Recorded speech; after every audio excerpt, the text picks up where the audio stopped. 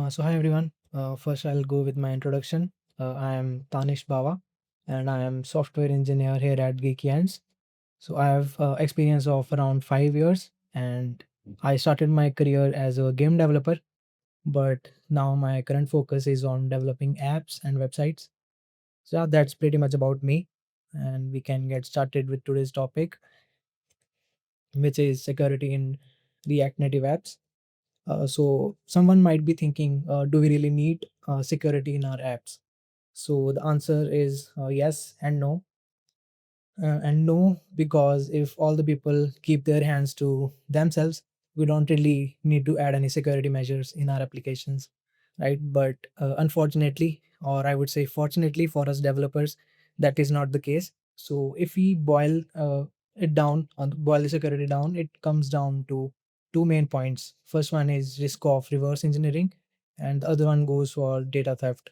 So how reverse engineering really happens? So when we suppose I released an app today, and if I come back a week or a month later, I see the similar applications on Play Store. So that is what we call reverse engineering. Yet that happens because once we release an app in the bundle file, it can get entangled, and attackers can uh, like see the code that we have written and all the business logic that is there in the app. So first we need to prevent the reverse engineering. Then the second is for data theft. So if we are using applications like banking applications, or right, or any applications which have some user data, becomes really important there. So we will go through some methods or enhancements that we need to add in our apps.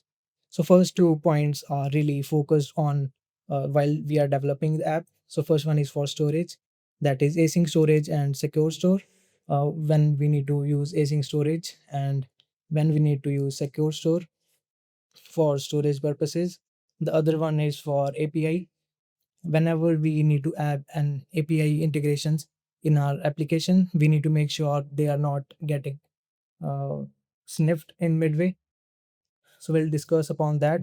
The other one is for code obfuscations. So when we need to release the app, then we need to prevent the risk of reverse engineering. So code obfuscation is really important part in that place. Then we'll discuss about some enhancements that we can add. Suppose in applications have an authentication flow where we can add biometrics to add to the enhancements. Then and last, we will discuss about some tools and libraries which can make our day-to-day life easy as developers. First off, we'll discuss about some storage solutions. So whenever we are dealing with sensitive data in our applications, we need to store on the front end side. We should avoid async storage for sure because it doesn't provide any encryption, and all the tokens and passwords that we need to store on the front end side will get exposed pretty easily. Instead, what we should use is secure storage because it has inbuilt encryption. And whenever we need to store sensitive data like tokens and other sensitive data, we surely be using secure store. And if we are having some authentication flows in our application, we should definitely add React Native keychain. It works really well for both iOS and Android, and it works pretty seamlessly.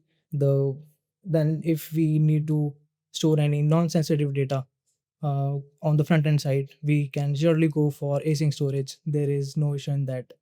Then we if we need to make API calls on the front end side, then we let's discuss this in a story point of view. We have suppose I need to send letter from person A to person B. We need to make sure of a thing like only a person B is getting that letter and no one else in the middle should get it, and no one else is able to open it.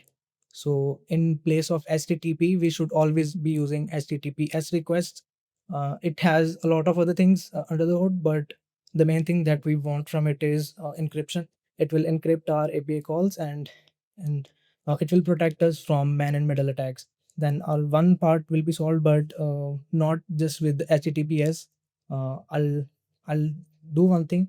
Whoever is interested, they can download a Charles proxy, or they can use a burp suit. These are two proxy apps. run any app that you have created or any other app, connect with them, then there are a few steps that you can perform, and you can easily intercept HTTPS requests through these two apps that are told, right? So increase the encryption, we need to add storage tokens in our application. So whenever we are making API calls, we should use HTTPS. Then with that, we should be using storage tokens or SSL pinning, right? What SSL pinning does is it makes sure the sender A is sending to sender B. Only these two are interacting with each other. No man in the middle can open the APIs, right? So these first two steps will make sure the security of our APIs. And manage the to manage the tokens that we have implemented in our application, we should surely be using interceptors. So interceptors, what they does is they can manage all our tokens at one place, and they can also like manage errors that we get 404, 401, and 500 errors globally. We don't need to manage them separately, we can manage them at one place. So once our application is done, we need to release it. Then if we have any payment gateways or any other sensitive code or business logic that we need to prevent from attackers to see it, we definitely want code obfuscation in our application, right? So what code obfuscation is, it tangles the bundle file in such a way it becomes really impossible to untangle it and see the code that we have. And there are a few libraries here that we can use for code obfuscation. One is Metro Manufacturer, then a ProGuard really works well in Android, and one JS Trembler works really well overall. So yeah, this needs, and there's one point here that we need to take care of. We cannot add code obfuscations in each and every app. It really increases the bundle size, and due to the code obfuscations that we apply in the bundle. So we only need to use them where it is necessary. Then if we are having any authentication flows in our application, right? We can add biometrics there, and to like seamless authentication flow to make the process seamless. Suppose you are using any banking application and user have to log in each and every time, and we cannot even keep the user logged in, right? It is not safe for that application. And uh, in that, what we should do is integrate secure storage and biometrics.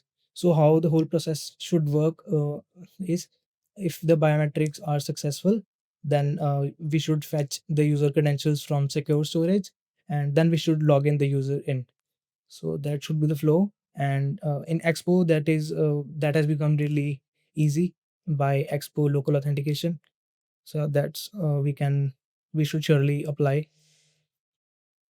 If we do all these steps, it's like the application will become pretty secure. And we can rest assured like attackers will be having a bad day. And there are a few libraries or apps that we can use. First of them is Flipper. I think most of us should be aware of this. So whenever we need to use it for any console logs or any network logs that we need to see, Flipper works really well there. And if we once our application is complete and we need to test any vulnerabilities in our application, right, then we can use MobSF. It works really well. And Sneak is for checking dependencies, and we cannot check all the dependencies by ourselves. So Sneaks works really well. Then for vulnerable packages that we need to check, npm audit works really well. So these are the applications that we should use in our day-to-day lives if we want to make our applications more secure. So yeah, that's it from my side. I would like to end it with two quotes. A secure app isn't built with just code; it's built with trust, right? And bad guy has to be right once, but we have to be right 24/7.